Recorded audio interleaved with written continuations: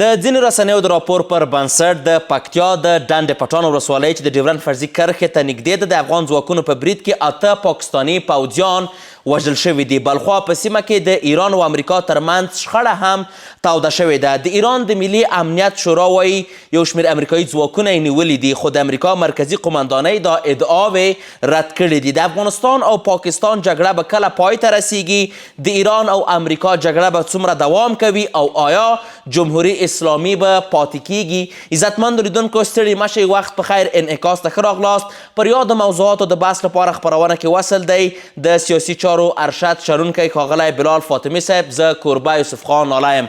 فاطمي صاحب ستړی مشئ، وخت په خیر خپرونې ته هم په خیر راغلی. فاطمي صاحب، تېره شپه هم د پاکستاني ځواکونو د افغانستان اسلامي امارت ځواکونو ترمنځ نښته رامنځته شوې. د اوربند هیڅ څرک نه لیدل کیږي. فکر کوئ دغه جګړه به کله ودرېږي؟ بسم الله الرحمن الرحیم. سلامونه احترامات تاسو او تاسو قدرمندو لیدونکو او اوریدونکو ته. بالکل تاسو دقیقه ویلې، جګړه زموږ د دواړو ملکونو ترمنځ شدیده ده. هغه هم په موږ هوایي بریدونه کړي دي او زموږ هوایي بریدونه هم پیښ شوي دي. د ډرون تیارې تر اوسه خو تر اسلام آباد تللې، پرون تر لاهور تللي او په لاهور کې هم نظامي اډې ورته وهلې ده. همدارنګه په دغه ډنډ پټان په پکتیا کې د افغانستان او د پاکستان د پوځونو ترمنځ د جګړه شوه چې د هغې کمیساري ته نه مجاهدینو کاملا منهدمه کړې ده او عسکري په حساب څه فرار شوي دي او څه وژل شوي دي. همدارنګې په لوګر کې د پاکستان یو جټ طیاره په حساب راپرځول شوې ده. جنگ په قوت سره روان دی او الحمدلله زموږ ځواکونه خپل د موقفونو نه دفاع کوي. مګر موږ تاسو دلته ګورو چې د پاکستان وزیر دفاع یو ځل بیا افغانستان خلک د بم اتم باندې ګواښولي دي. آصف خپل په خبرو کې ویلي دي چې افغانستان زموږ خبرو ته تن ورنکي او زموږ چې غواړو هغه ونه مني، نو موږ به افغانستان د بم اتم باندې ووهو. نو زه د ستاسو د پلیټفارم نه دا پاکستانیانو ته وایم چې که د بم اتم نه دا ملت یریدلی، نو امریکا هم بم اتم درلوده او د بمونو بمورې په موږ استعماله کړه، اما بیا هم خجالت او مات د دې نه وتي. د پاکستان د خپل په بمونو موږ نه یری، که کوم زړه کې ارماني هغه ارمان خپل پوره کړي، بیا به بیا خپله به د هغه وار ته ګوري چې په دې باندې به څه حالت راځي. د دې په ځواب کې د افغانستان د ملي دفاع پیاوړی وزیر ښاغلی ملا محمد یعقوب مجاهد په خپل خبرو کې دا دغه کړله که چېرته کابل باندې ګواښ کیږي نو په اسلام آباد باندې به ګواښ کیږي، چې که وار کوي نو وار به در باندې کوم. همدارنګه دا خبره مو یو پوځي زمونږ وژل کیږي نو 100 پاکستاني پوځیان به وژل کیږي. او همدارنګه که دی دا جنگ ته دوام ورکوي، موږ 10 کاله جنگ ته تیار یو چې د پاکستان سره وجنګیږو. نو په دې بابت د ښکاره نیتونه معلوم دي. پاکستان چې کوم برنامه لري هغه د خپل په برنامه کې فعلا په حساب مات راغلی دي، ځکه چې پرون موږ کتل د پاکستان په میډیا کې یو نوې طرز د سیاست روانو او هغه دا چې ما اول ځل لپاره د میډیا نه واورېده چې په افغانستان کې د دې حکومت نیم البدل نشته دی.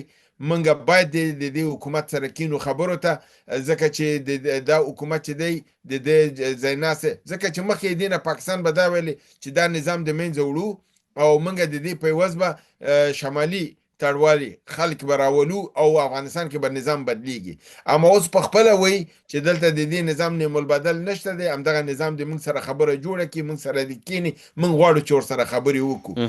اوس یې څوک په خوله خوړلی دی. په تېره یو اونۍ کې د 120 نه زیات پوستي او نظامی اډې د منځه تللي، قرارګاګانې د منځه تللي، 150 نه زیات نظامیان وژل شوي دي، 200 نه زیات ټپیان شوي دي، ټانکونه د منځه وړل شوي دي. همدارنګې ډرون تیارې په دغه یو اونۍ کې د 8 دانو نه زیات ډرون تیارې چپه شوي دي، جنگي تیارې را چپه شوي دي او همدارنګې قرارګاګانو ته اور اچول شوی دی او دوی په خاوره کې کم از کم 15 کیلومتره مجاهدین مخکې تللي دي. په دې اساس باندې پاکستان خوړلی په خوله او چې هغه کوم بړاسې کولی چې زه به 10 کیلومتره 10 کیلومتره دننه ځم او زه به بفر زون جوړوم او افغانستان کې به زه نظام بدلوم. اوس په دې نه لږ په شا تللی دي، زور یې لیدلی دی او الحمدلله زموږ تاسو پیاوړي او ویاړلي د ملي اردو قهرمانانو بله د خپل د په وینې په قیمت باندې ورته ماته ورکړې ده او دوی په شا تنبولي. بله فاطمې صاحب تاسو د څه طرفدار یې جګړه باید وغځېږي که نه جګړه باید بنده شي؟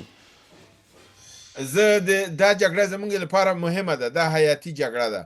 منګه دا جګړه که ونه کړو او بیا یې پرېږدو دا زخم ناسور دا ختمیږي نه، ځکه چې په دغې جګړې په پایله کې که پاکستان ماتیږي نو زموږ تاسو لوی افغانستان جوړیږي او د دې لپاره هلته تاسو ګورئ چې د هغې بچي هم لګیا دي مبارزه کوي، ټي ټي پي لګیا ده، بي ال اې لګیا ده او نور ګروپونه یې ترڅنګ دي. نو د دې تاریخي موقع نه د دغې ناسور د ختمولو لپاره دا جنګ موږ دپاره ډېر لازمي او ضروري دی. که موږ غواړو چې دغه ناسور د ابد لپاره ختم شي او افغانستان یو امن دایمي لپاره لاره پیدا کړي، د پاکستان تضعیفول او له منځه وړل زموږ او د سیمې د ټولو لپاره دا لازمي دی او پکار دی. په دې اساس باندې د پاکستان د وهلو لپاره موقع جوړه ده. ایران هم پرون ورته ګواښ کړی دی. عاصم منیر د ایراني یو جنرال سره پرون خبرې کړي او هغې ته د بعضې ملتان نه 2 حملې په ایران شوي دي او ایران ویلي چې په ما باندې حمله وشي زه په هغې مملکت حمله کوم. نو بنان کله چې کله ایران په پاکستان حمله وکړي هلته باید افغانستان هم تیار اوسي چې موږ هم باید په پاکستان حمله وکړو. هندوستان هم چې پې حمله وکړي دا زخم ناسور چې دی دې منطقه کې دا د موږ ټولو دښمن دی، د افغانستان دښمن دی، د ایران دښمن دی، د هندوستان دښمن دی، د کشمیریانو دښمن دی، حتی د عربي نړۍ دښمن دی. د چینایانو سره فریب کړی، امریکایانو سره فریب کړی، د داسې فریبکاره دغله او بازیکونه دغه د دې نستو نابود کول. او نن رښتیا سهار د برنامې نه مخکې مې یو امریکایي کلپ مې اورېده، ډونالډ ټرمپ په خپل خبرو کې پاکستان ته یو ګواښ د عربستان سعودي ته تللی دي، عاصم منیر هلته یې څه خبرې شروع کړي، ایران ته یې زنګ وهلی دی، هلته یې خبرې کړي، د ده نه ډونالډ ټرمپ خبر شوی دی. نو ډونالډ ټرمپ ورته وویلې چې دا ډېر ټوپک یې مه وهه او ډېر خیزونه ویلې مه وه، لاشه په ځي کې ته ویلې قرار کښېنه، قرضداره مې، د خوراک ډوډۍ دې نه لري او وضع د نظامي هم خرابه ده او د ننه نظام دې ویله خراب دی. ویلې زما یو په شا باندې 2 ټپکه ویل غلی په کور کې د کینه کني دا به ستا دپاره ډېره خرابه د خلیج فارس او د ایران او د دې جګړه کې ویل خپه دې مه راوړاندې کوه په ځي د کینه. الحمدلله دا چې په امریکا څومره نازېدل او کوم دغه کو نن ورته دومره ګوټ څنډنه دغې کړې ده ډونالډ ټرمپ چې دا دی په تاریخ کې یادي، دا به دی به دا نه هېرېږي. الحمدلله ډېر په ښه دغه یې کړی و. ما هغه کلیپ 2 ځلې واورېده او دا په حساب که هر افغان یې واوري زړه به یې پرې ډېر یخ شي. ښه فاطمې صاحب فکر کوئ چې مخکې له دې هم ترکیې د خبرو اترو لپاره آمادګي ښودلې وه، غوښتله چې منځګړیتوب ترسره کړي.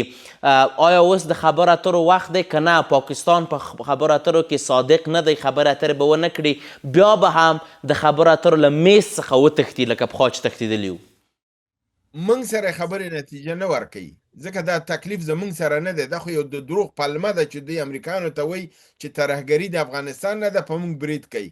مګر واقعیت د موضوع دا دی چې دغه مشکل چې د پاکستان دی دا موږ سره هېڅ ربط نه لري. دا د دې داخلي هلته دننه په خیبر پښتونخوا او بلوچستان کې د خلکو قیام دی د په مقابل کې، چون د هغې قیام مقابله نشي کولی. تهمت په افغانستان وایي، په افغانستان بریدونه کوي. که دی باید که غواړي چې موضوع حل کړي 3 لارې لري.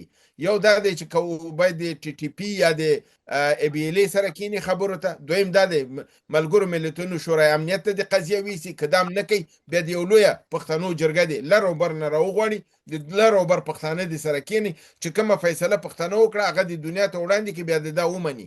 په 3 واړه حالاتو کې زه تاسو ته ووایم پاکستان دا 3 واړه حالت نشي کولی، نه هغوی سره خبرو ته کینی، نه ملګرو ملتونو ته ځي، نه لویه جرګه غواړي.